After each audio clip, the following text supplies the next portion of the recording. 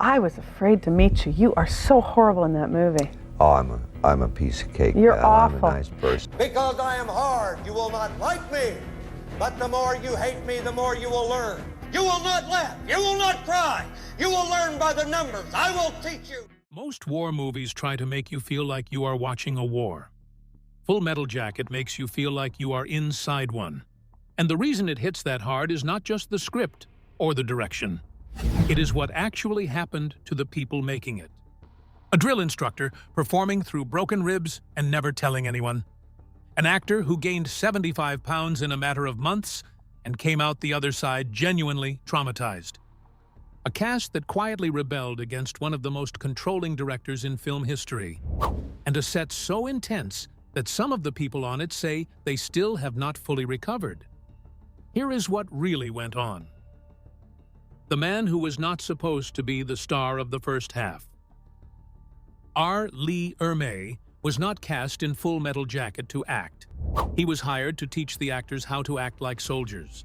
That is an important distinction because it changes the entire story of how Gunnery Sergeant Hartman ended up being one of the most terrifying characters ever put on screen. Ermey had spent 11 years as an actual United States Marine Corps drill instructor before he ever worked in Hollywood. He knew the job from the inside. He knew the psychology behind it, the specific tactics used to break someone down, the tone of voice, the physical presence, the way a real drill instructor fills a room. When Kubrick brought him on as a technical advisor to train the cast, Ermey's job was simply to make the actors move and talk and react like real Marines. But Ermey wanted more than that. He wanted to play Hartman himself. And to prove he could do it, he made a tape. He sat in front of a camera and went for 15 straight minutes without stopping, delivering drill instructor commands and insults without a single prepared line, just improvising from memory and experience. He kept going for that entire stretch without repeating himself and without breaking character. When Kubrick watched the tape, he made the decision immediately. Ermey was Hartman. No audition needed. Now here is the part of the story that most people do not know. Right before filming was set to begin on the boot camp sequences, Ermey was in a serious car accident. He broke multiple ribs. Doctors told him he needed months to heal. He did not take months. He showed up on set and performed anyway, pushing through takes while dealing with the kind of pain that makes breathing difficult, let alone shouting at full volume for extended periods. The boot camp filming got pushed back 4.5 months because of his injuries. When it finally started, Ermey was not fully healed. He bent over between takes trying to manage the pain. Then the cameras would roll and Hartman would appear, completely intact, showing nothing. Cast members had no idea how bad it was until after filming wrapped. He never let it show on camera, not once. More than half of everything Hartman says in the finished film was not in the original script. Ermey improvised it. Kubrick, who was famous for controlling every single detail of his productions and giving actors almost no freedom, made a specific exception for Ermey because he understood that what Ermey was doing could not be scripted. The experience was the performance. The real drill instructor knowledge coming out in real time was exactly what made the scenes feel like they were not from a movie. The effect on the other actors was significant and completely unplanned, because Ermey's lines came fast and unfiltered and different every take. The cast genuinely did not know what was coming. The fear and confusion on their faces was not acting. They were actually reacting to someone they could not predict or prepare for. Every take was different. Every insult was new. The actors playing recruits had to stay present and alert in a way that a scripted scene never demands, and that alertness translated directly into authentic-looking performances. Vincent D'Onofrio has talked about what it was like to be on the receiving end of Ermey's improvisation while simultaneously carrying the physical and mental weight of the transformation he had put himself through for the role. The combination of those two pressures, one external and completely unpredictable, one internal and entirely self-imposed, produced the scenes that audiences still talk about nearly 40 years later. Ermey set the temperature of that entire first half of the film. Everything else built on what he created. What 75 pounds did to one person's body and mind. Before Vincent D'Onofrio took the role of Private Leonard Lawrence, he was a lean, physically fit young actor. By the time filming started, he was unrecognizable. He had gained approximately 75 pounds in a matter of months. That is not a gradual change with time to adjust. That is a transformation so rapid that your body is essentially in a constant state of stress, trying to manage it. He ate constantly and deliberately avoided all physical activity. The weight changed everything about how he moved. Standing up took effort. Walking felt different. Sitting down, bending over, simple physical actions that people never think about became noticeable and slightly labored. That physical difficulty was not something D'Onofrio had to perform. It was something he lived on set every single day, and it showed in every frame he appeared in. Kubrick did not stop at the physical transformation. He also deliberately kept D'Onofrio separated from the rest of the cast during production. While the other actors were building small bonds and finding ways to connect with each other during the pressure of filming, D'Onofrio was kept at a distance. This was not casual. Kubrick wanted Private Pyle's isolation to feel real, and the way he ensured that was to make D'Onofrio actually experience it. No friendships on set, no support network, just the weight of the character and the weight of his own transformed body. D'Onofrio has spoken in interviews about how dark that period was. He was not pretending to struggle. He was struggling. The exhaustion was real. The mental heaviness was real. The sense of being cut off from normal human connection on a set where everyone else had each other was real. Kubrick was using the actor's actual emotional state as raw material for the performance, and D'Onofrio understood that and went along with it, which takes a particular kind of professional commitment that is difficult to fully appreciate from the outside. The bathroom scene at the end of the boot camp section took weeks to film. The lighting alone required 7 full days to get exactly right. Every angle, every shadow, every reflection had to match Kubrick's specific vision of what the scene should feel like. And D'Onofrio had to perform in that carefully constructed environment while carrying everything he had built up over months of physical transformation and deliberate isolation. What you see in that scene is not a performance in the conventional sense. It is a person who has been pushed to the edge of their physical and emotional capacity, delivering a moment that required all of it. The breathing is real. The physical difficulty of movement is real. The fragility is real. Kubrick recognized that the only way to make that scene work was to use someone who genuinely had nothing left to perform. And D'Onofrio gave him exactly that. After filming wrapped, D'Onofrio spent months just recovering. Physically, the rapid weight gain had stressed his body in ways that did not simply reverse when the cameras stopped rolling. Mentally, he had been living inside one of the most psychologically damaged characters in American cinema for an extended period, and separating himself from Pyle took real time and real effort. He has described the experience as one of the most intense things he has ever put himself through, and his subsequent career, which has included a wide range of demanding roles, provides some context for what that statement means. Pyle was something different. It was not a role he played. It was a person he became temporarily, and the process of becoming that person left marks. What a perfectionist director actually looks like from the inside. Stanley Kubrick did not make movies the way other directors made movies. By the time he was working on Full Metal Jacket, his reputation for demanding repeat after repeat after repeat was already well established. But experiencing that process in person, as the cast on this film did, is something that accounts from the outside do not fully prepare you for. Matthew Modine kept a diary throughout the entire production. Every day, he wrote down what happened. Not a public record, and not something he was keeping for an eventual book deal, just a personal account of what it felt like to be on that set, day after day, in an environment that was physically exhausting and psychologically intense in ways that built up over time rather than arriving all at once. The diary reads, by Modine's own description, like a document of slow accumulation.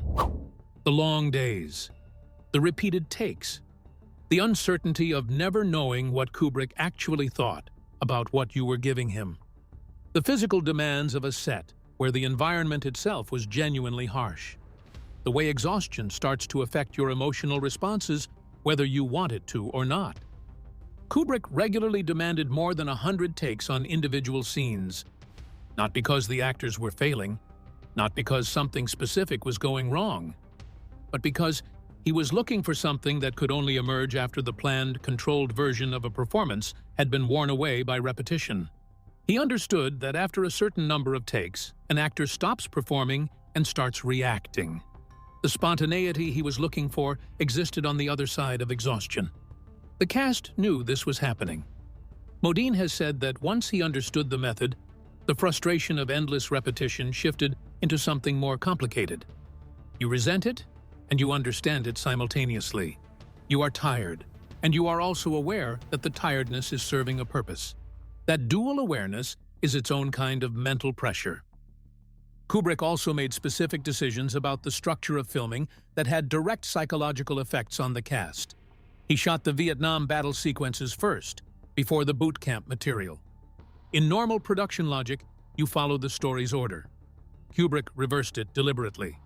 That meant the actors arrived at the highly structured, controlled boot camp scenes already carrying the disorientation and stress of having spent weeks in a chaotic war zone set.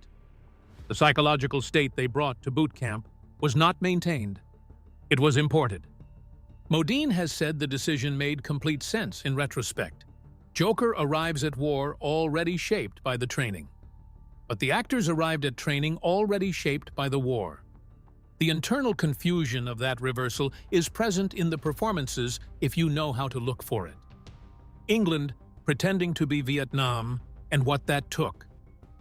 Not a single frame of Full Metal Jacket was shot in Vietnam or anywhere near it.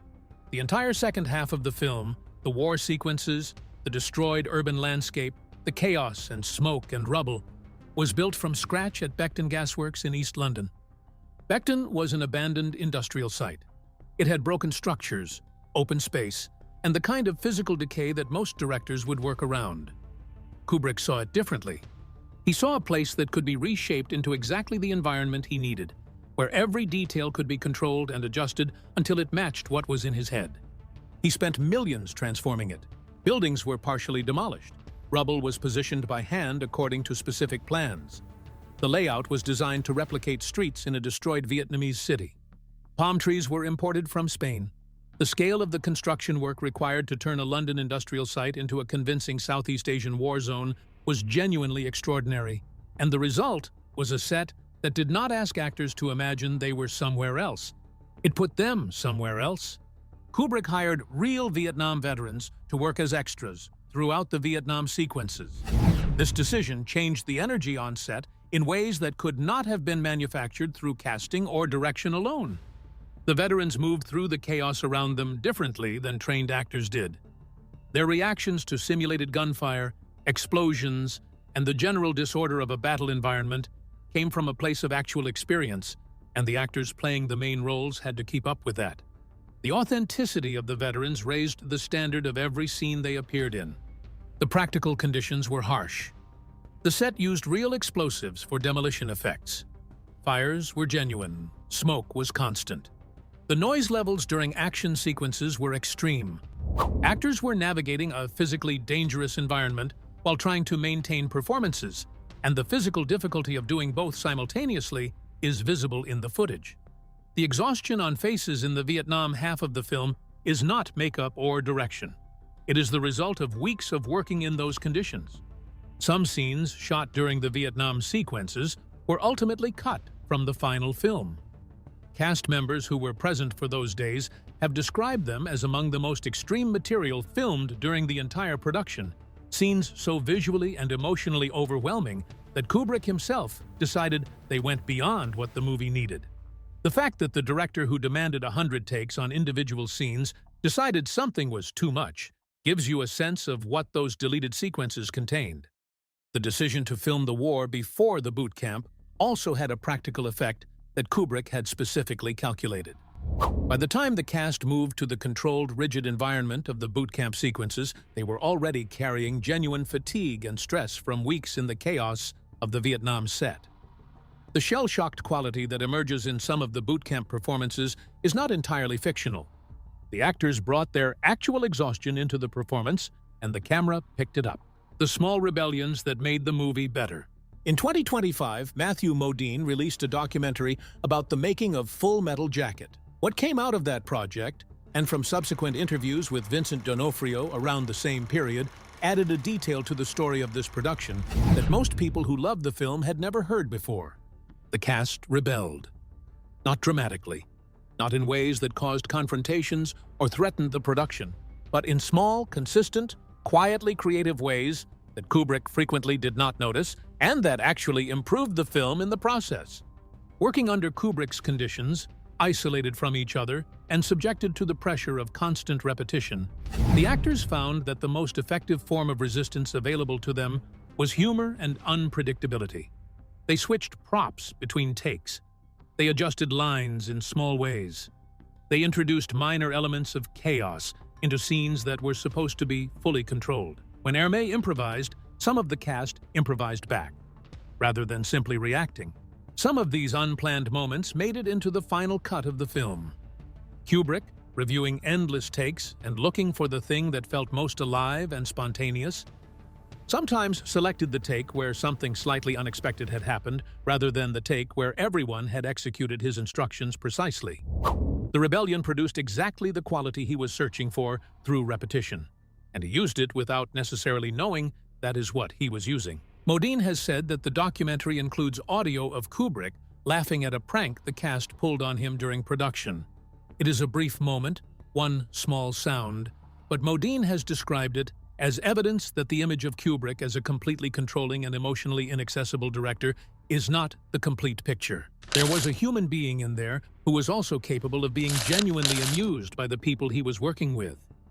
D'Onofrio has talked about how the small moments of cast connection, whether through pranks or shared exhaustion or the mutual recognition of what they were all going through, gave him something to hold on to during the isolation Kubrick had deliberately imposed on him. The pranks were not just a way to pass time, they were a way for the cast to remind themselves and each other that they were people, not just instruments being used to create a film. The irony at the center of this story is that Kubrick's method, which was designed to strip away everything artificial and find what was genuinely real in each performance, ultimately worked. But it worked partly because the cast found ways to remain human inside it. The exhaustion, the repetition, the isolation, the physical demands, all of it pushed the performances towards something that could not have been achieved any other way. And the small acts of connection and resistance that the cast maintained throughout the process were what kept those performances grounded in actual human experience, rather than just technical execution. Now it's time to hear from you.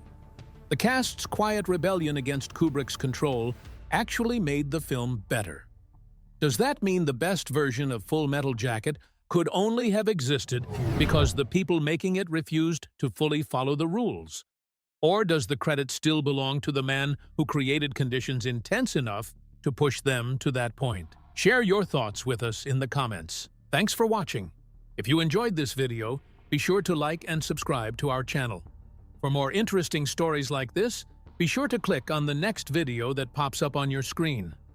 You never know what you'll discover next.